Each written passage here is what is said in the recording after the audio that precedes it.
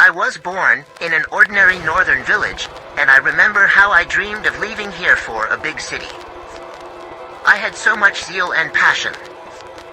It seemed like real life was happening somewhere out there. It's probably true when you're 20. But over time, it comes to understand that this is not life at all.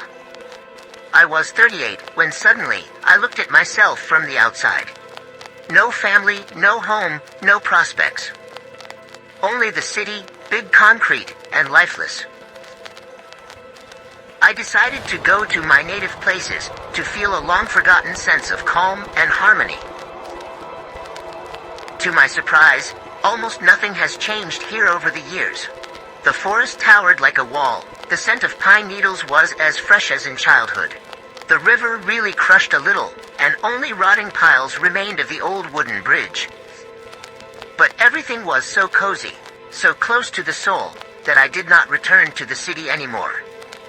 He moved into his parents' empty house, and began to settle in the old place. A lot of things needed fixing, something needed to be updated, electricity restored. But that didn't scare me. I finally felt in my place. I felt at home. The next day, on the way to the local store, a school friend Edgar approached me. Wow, what people. Vanek, where have you been? That's great. He shook my hand, and there was genuine joy in his eyes.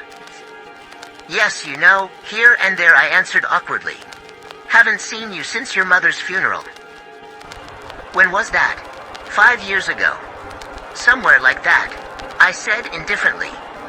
Mom was old, I was ready to lose her, so I quickly accepted death. After all, none of us can live forever. But I got her old house, and I remembered about the problems with the wiring, and then asked a friend.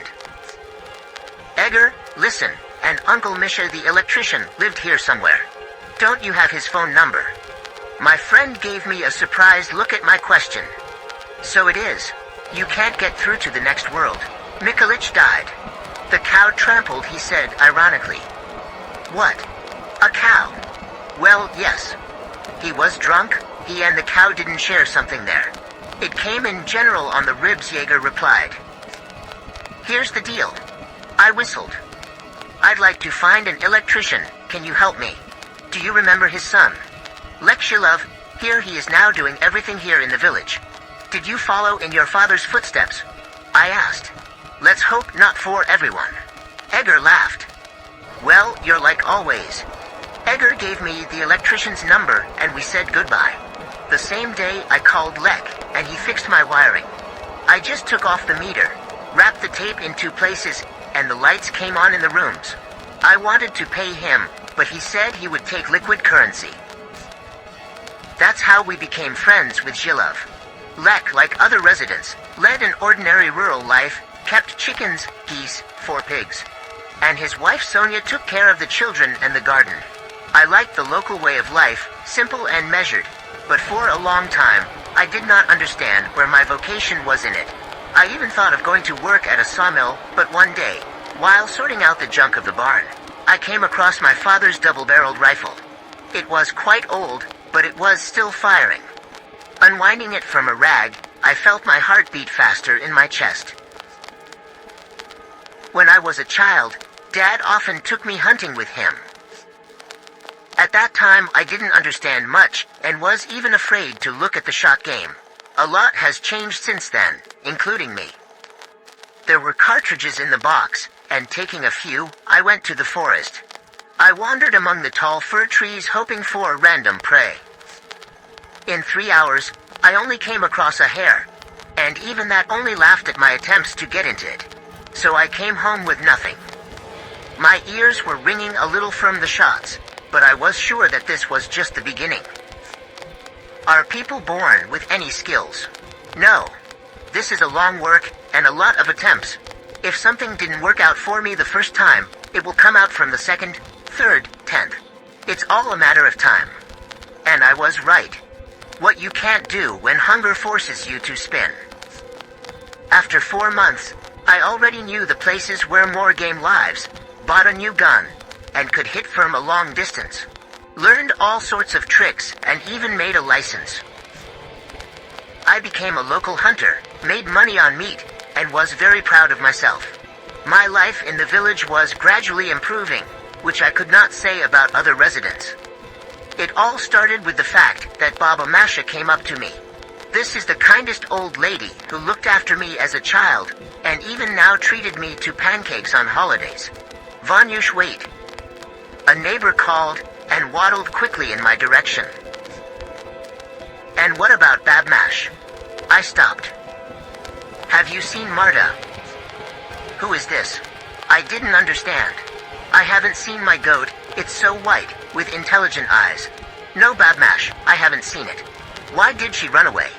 Oh, I don't know, Vanyush. Maybe someone stole it. Martha was my smart one. Sometimes I forget to drive it in the evening. The memory is already, you know. So she herself went to the barn to spend the night. And then I remember exactly what I locked. In the morning I go out, the barn is open. There is no Martha, and where has the cube gone? But that dog runs away every spring, but Martha. It's all Babmash, I understand. I'm going to look for game for your goat. Suddenly she went into the forest. Oh, Vanyush, thank you, thank you. At the time, I didn't attach any importance to her concern, but soon similar stories were met on a daily basis. Some of them had a full yard of turkeys disappeared. Only feathers remained. Others had their chickens ruffled. Half were dragged away. The second was gnawed. In the house opposite, 2 cats disappeared at the same time, went out into the yard, and disappeared. Then many set traps. At first they thought it was foxes making night raids. But do foxes steal whole sheepdogs? And only when a whole calf was stolen from the Aphonans, the residents fell into confusion. Who or what can do such a thing? The sun disappeared behind the outlines of tall trees. It was getting colder, a lone cloud hung in the sky. I walked across the field from hunting at a brisk pace, thinking of a warm house and a hearty dinner. Today, we managed to shoot 3 birds with 1 stone all day. At another time, you could call it luck, but now that many are left without cattle and meat, there is more demand for game than I could offer. The atmosphere in the village was sad. Every second something happened. Walking along the path, I glanced briefly to the left and turned away, but then looked again. There was something there. Not a beast, but a man. Imagine something thin and long. It stood like an animal, with its back arched and leaning on 2 limbs. The head is elongated like a squash. Long legs, the same long. The only hand. So I stood and watched. Birds flew over the field, hurried to the forest for the night. The wind was stirring the grass, and this creature was stuck in the middle of the field without movement. To understand what it is. But I can't see it in the dark, and it's scary to get closer, even though I have a gun. There are no such animals, and there are no such people either. This creature looked like a walking disaster, like a curse. If I had more courage, I would have already taken and shot the creator. But alas, he did not dare. One day Let called me and offered to visit him. At my knock, a friend opened the door, and warmth hit him in the face. I took off my clothes and dropped my backpack at the front door. Great, Vanyuk, everything will be ready soon. Shilov said and pointed to the kitchen. There was a smell of food in the house. Meat was baked in the oven. Sonia was hanging around the refrigerator and greeted me somehow sadly. I sat down by the wall, and Lek opened a bottle on the counter on the cones. How are you doing here? What business? I asked, breaking the silence. Our business sucks, the friend replied, filling the glasses. And something happened to you. The body involuntarily tensed. It happened. 30 geese, 10 chickens, and a piglet. Lek waved his glass, and loudly put down the stack. Was it all stolen? I'm freaking out. All my work, all my money. I spent a whole year raising, feeding, cleaning shit, walking like a ragamuffin. And what is all this for? Shilov almost broke down into crying. I patted him on the back, and then hugged him. We'll figure it out. Everything will be fine, I said, trying to support him. Sonia took the roast goose out of the oven and put it on the table. "Eat while there's still something left," she said and went into the children's room. "Lek, we won't be lost, I promise." I started talking. "There is also less game in the forest, but it's okay, I have a gun." "A gun?" Shilov interrupted me. "I need your gun. I'm going to swat this thing, whoever it is."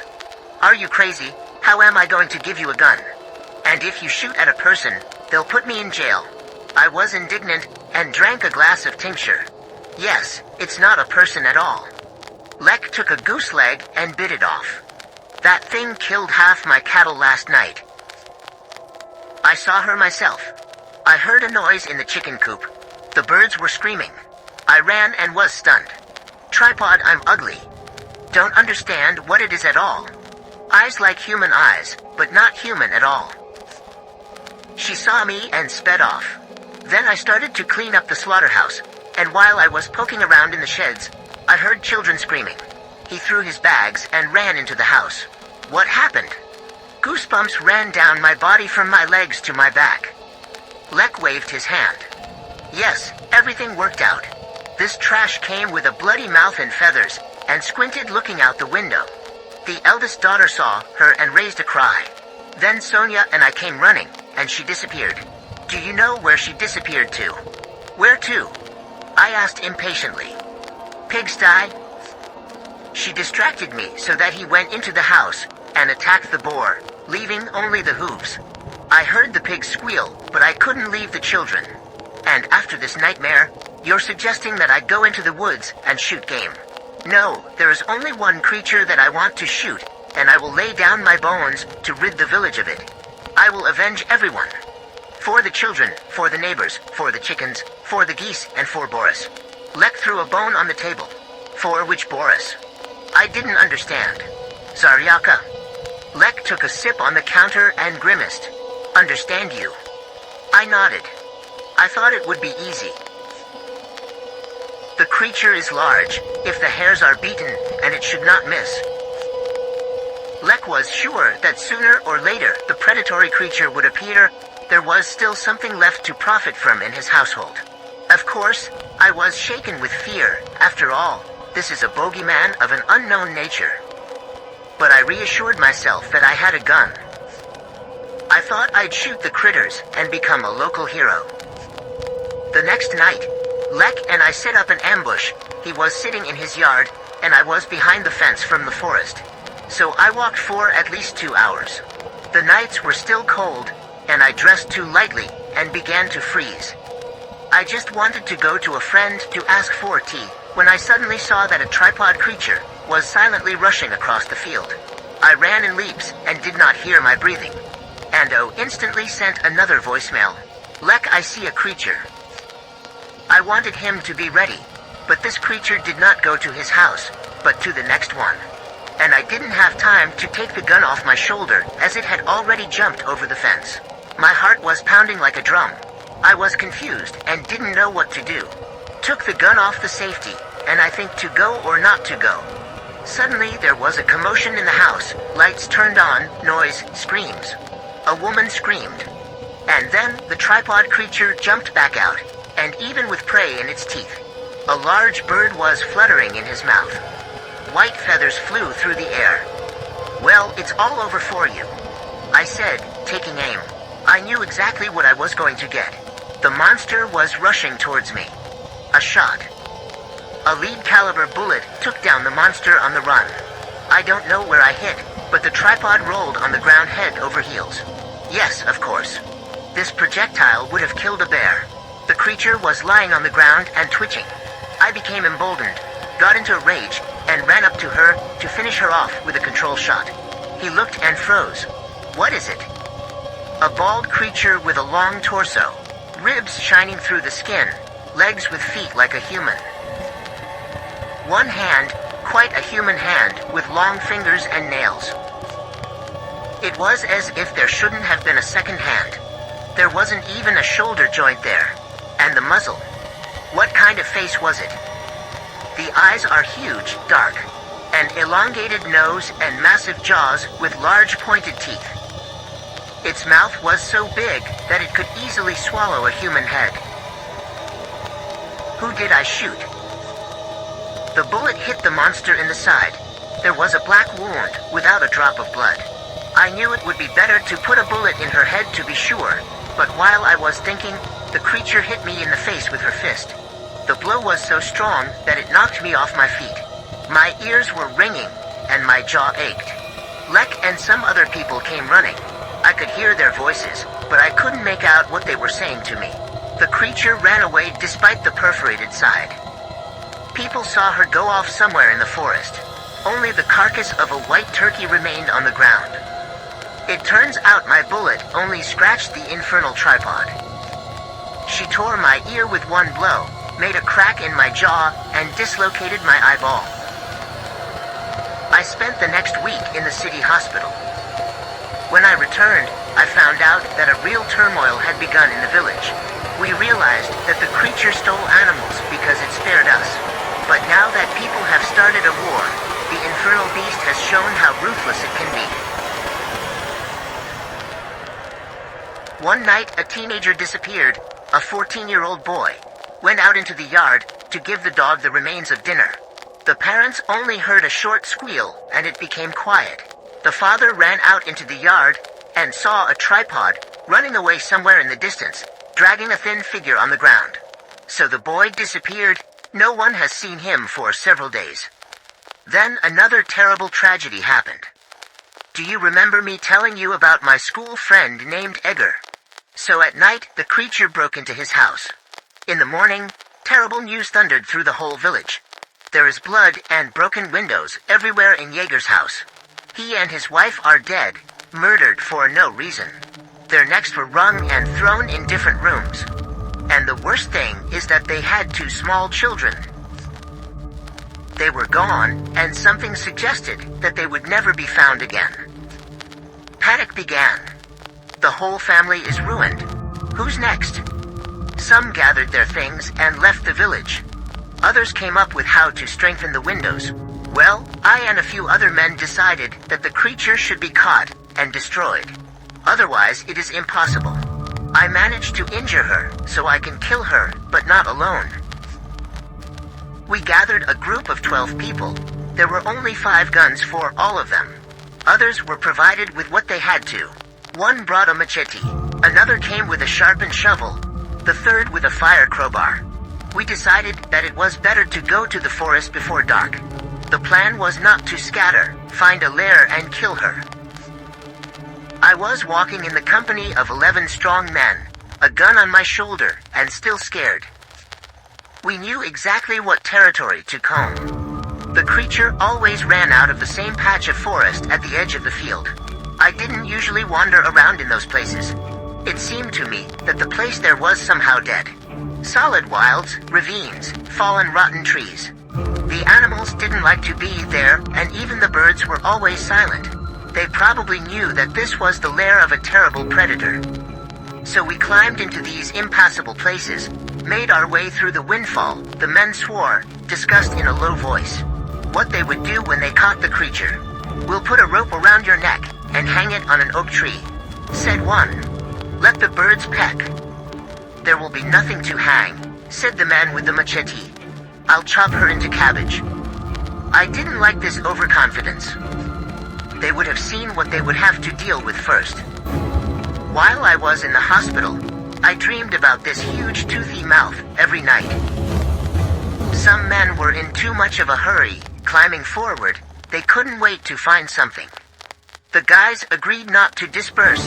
I reminded them, but who was listening to me? There was a shadow in that part of the forest. The weather seemed sunny, and there was like an enchanted place. Everywhere you look, there is darkness. The dense crowns of trees hung overhead like a solid ceiling, and the rays barely penetrated through them. Suddenly someone yelled ahead. We all looked at each other and climbed forward. We made our way through the rotten trunks as fast as we could. I was a little behind the guys, but I was in a hurry as much as I could. Those who were walking in front suddenly stopped and froze as if on the edge of a precipice. One of the men was yelling, "What are you standing for? Help me out. Get me out of here." I ran up to the guys and froze too. We were standing on the edge of a ravine filled with dead animal carcasses. A whole swamp of rotting flesh and bones. Flies swirled in clouds over the corpses. And what a stink there was. It seemed that she could be poisoned to death. And among this rotten stuff, our guy was floundering with a crowbar.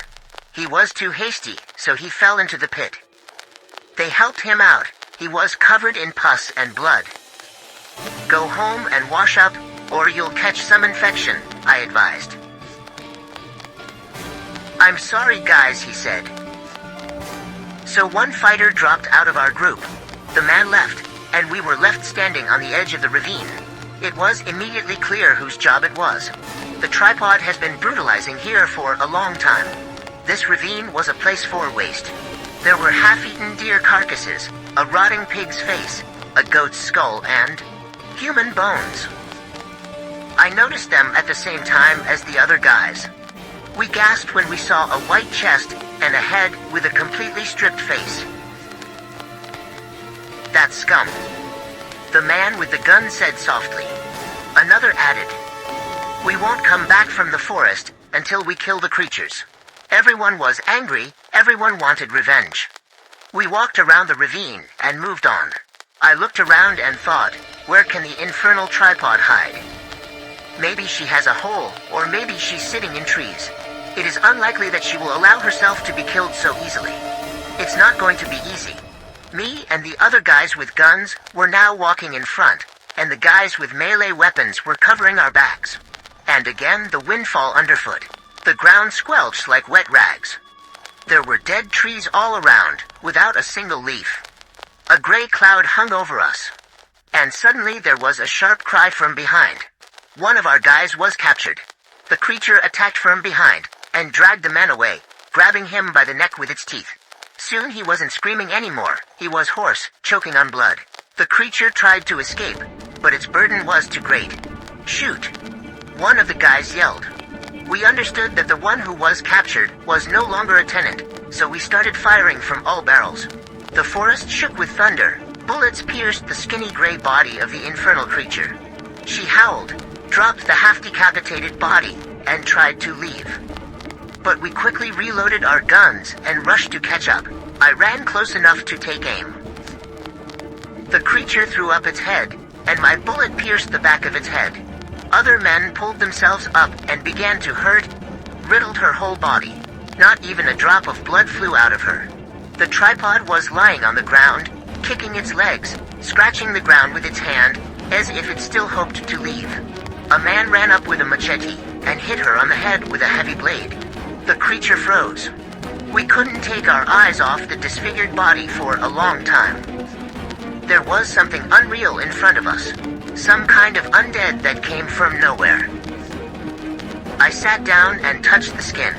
To the touch, it was as hard as a stone and burned with cold. Let's drag the village away, the man said, taking the machete out of the creature's head. And then he looked at the blade in surprise. It was completely clean. This thing was also heavy. We tied a rope around her neck and dragged her for an hour.